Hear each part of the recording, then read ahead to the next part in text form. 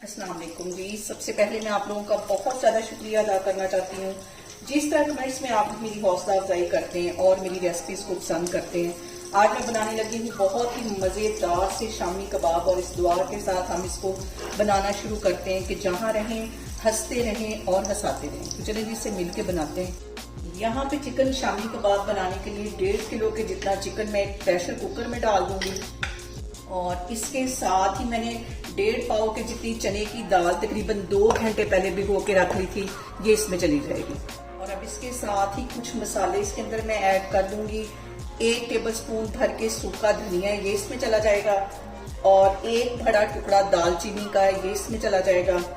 3 बड़ी इलायचियां ये इसमें चली जाएंगी और इसके साथ ही 1 टेबलस्पून ये जीरा चला जाएगा काले वाला और 1 साबुत प्याज इसमें मैं डाल दूंगी और 4 से 5 ये रेड मिर्चें साबुत हैं ये इसमें चली जाएंगी। 3 सब्ज मिर्चें हैं साबुत ये भी इसके अंदर मैं डाल दूंगी और इसके साथ ही आधा टीस्पून इसमें हल्दी चली जाएगी। 1 टीस्पून इसमें पिसी हुई रेड मिर्च चली जाएगी और 1.5 टीस्पून के करीब इसमें चला जाएगा नमक। और पानी हमने इसके अंदर इतना डालना है कि जो दाल है वो तकरीबन 1 इंच के करीब इसमें डूब जाए। ज्यादा पानी नहीं डालना, बस इतना इसमें मैं पानी डालूंगी।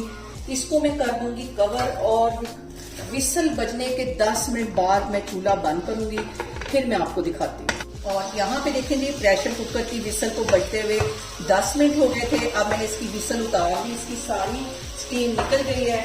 तो अब ये जो इसके अंदर पानी थोड़ा सा रह गया इसको मैं चूल्हा ऑन करके ड्राई कर लूंगी अच्छी तरह।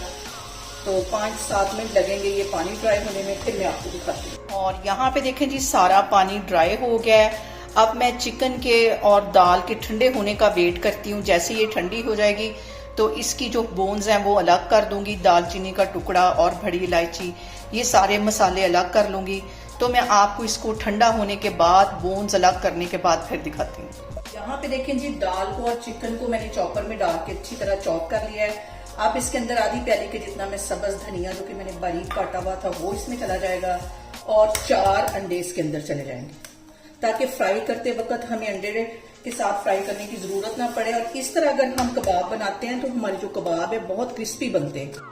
इन सारी चीजों को मैं अच्छी तरह कर लूंगी हाथों की हेल्प से मिक्स। और यहाँ पे देखें जी इस मटेरियल को मैंने शामी कबाब की शेप दे दी है। ऑयल मैंने गर्म होने के लिए रख दिया है, तो चलिए इसे फ्राई करते हैं। और यहाँ पे हम जो शामी कबाब है ज्यादा हाई फ्लेम पे फ्राई नहीं करेंगे वरना ये क्रिस्पी नहीं अच्छी तरह होंगे। और तकरीबन दरमियानी फ्लेम पे मैं इसको फ्राई कर रही हूँ।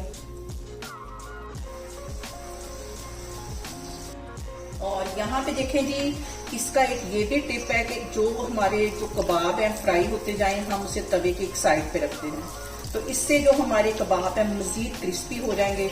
बाकी ये जो ऑयल है जिसके अंदर मैं बाकी के कबाब जो हैं वो फ्राई करती हूँ, इस तरह इसको मैं साइड पे कर दूँ और इस तरह का कलर आने तक मैं शामी कबाब को इसी तरह फ्राई कर लूंगी। इसको मैं प्लेट में निकालती हूँ, फिर मैं आपको दिखाती हूँ। और यहाँ पे देखें जी बहुत ही टेस्टी हमारे शामी कबाब बन के तैयार हुए हैं।